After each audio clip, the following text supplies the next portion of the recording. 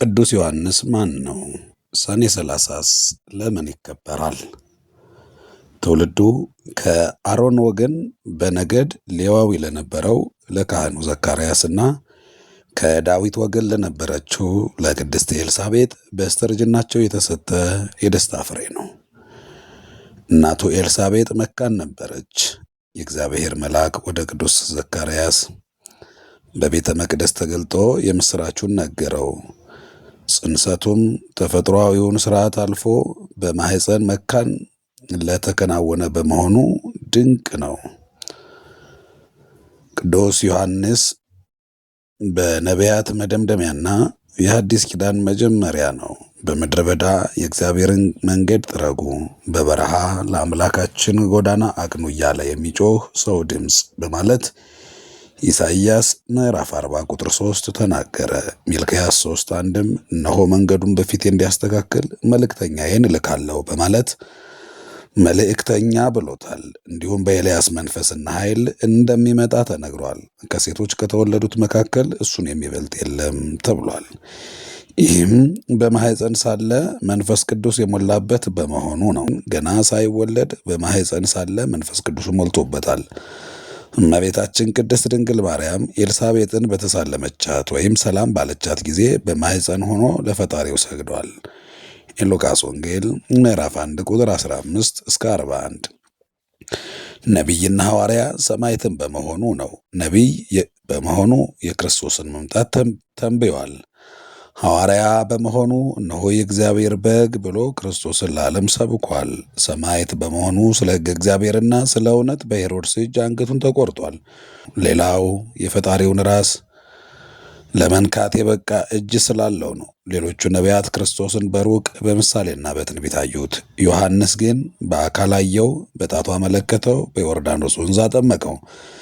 ፈጣሪ ፍጡሩን አጥምቀይ ብሎ ራሱን ዝቅ ሲያደርግለት የፈጣሪውን ራስ ለመንካት የበቃ የታላቅነት ማማ ላይ የወጣ ሰብአዊ ፍጡር በመሆኑ ከሁሉ ይበልጣል። ገና በእናቱ ማኅፀን ገናም የድንግል ማርያምን ክብር አይቶ በጸጋ የሰገደ ለአምላኩ ደግሞ የአምልኮ ስግደት የሰገደ ገና በሕፃንነቱ ወደ በረሃ የገባ ገዳማዊ ግመል ጠጉር ለብሶ ያደገ አንበጣና የበረሃ ማር እየተመገበ የንጽሕናና የቅድስና ሕይወትን የመሰረተ በመሆኑ ነው።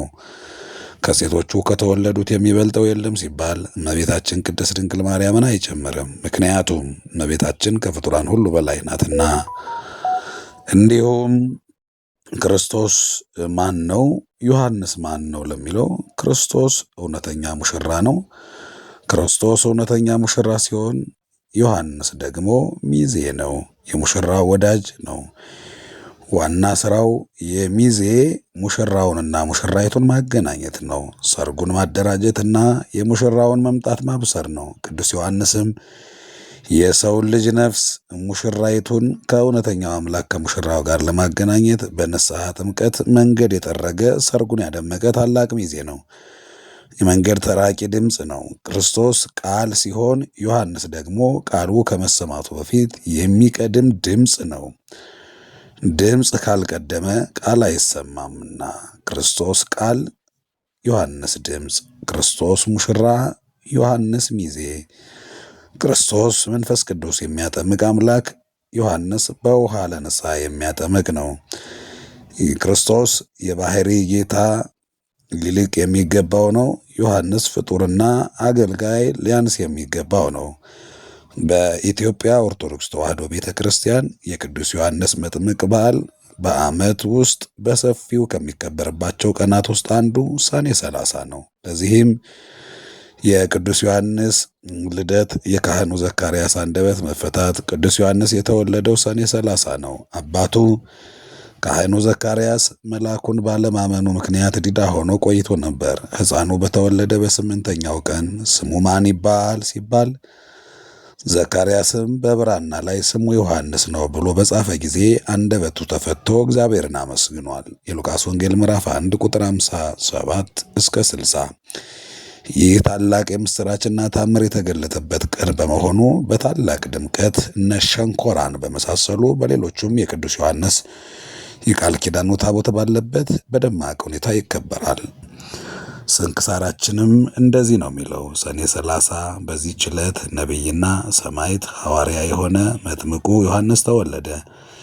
ይህም በእናቱ ማኅፀን ሳለ ለእግዚአብሔር ልጅ የሰገደ ነው። ይህም መድኅን ክርስቶስ ራስ ላይ እጁን ጭኖ በውሃ ያጠምቀው ዘንድ የተገባው ነው። በቅዱስ ወንጌል እንደተነገረው ወንድ ልጅን ትወልድ ዘንድ የኤልሳቤጥ የጽንሷ ወራት በተፈጸመ ጊዜ ወንድ ልጅን ወለደች። ዘመዶቿና ጎረቤቶቿ እግዚአብሔር ቸርነቱን እንዳበዛላቸው በሰሙ ጊዜ ስለ እርሷ ደስ አላቸው። በ8ኛውም ቀን ሊገዝሩት መጡ። በአባቱም ስም ዘካርያስ ብለው ጠሩት። እናቱ ግን አይሆንም፣ ዮሐንስ ይባል አለች። ከዘመዶቿም መካከል ስሙ እንዲህ የሚባል የለም አሏት። አባቱንም ጠቅሰው ማን ሊባል ትወዳለህ አሉት። እርሱም ብራና ለምኖ ስሙ ዮሐንስ ይባል ብሎ ጻፈ። ሁለቱም አደነቁ። ያን ጊዜም አንደበቱ ተፈቶለት ተናገረ። እግዚአብሔርንም ፈጽሞ አመሰገነው።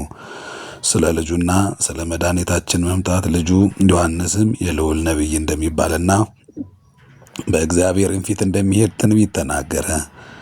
ሰብአ ሰገልም መጥተው ከሄዱ በኋላ ሄሮድስ ሕፃናትን በገደላቸው ጊዜ ስለ ሕፃኑ ዮሐንስ ለሄሮድስ ነገሩት። እንዲገድሉትም ጭፍሮችን ላከ። ጭፍሮችም ወደ አባቱ ዘካርያስ መጡ።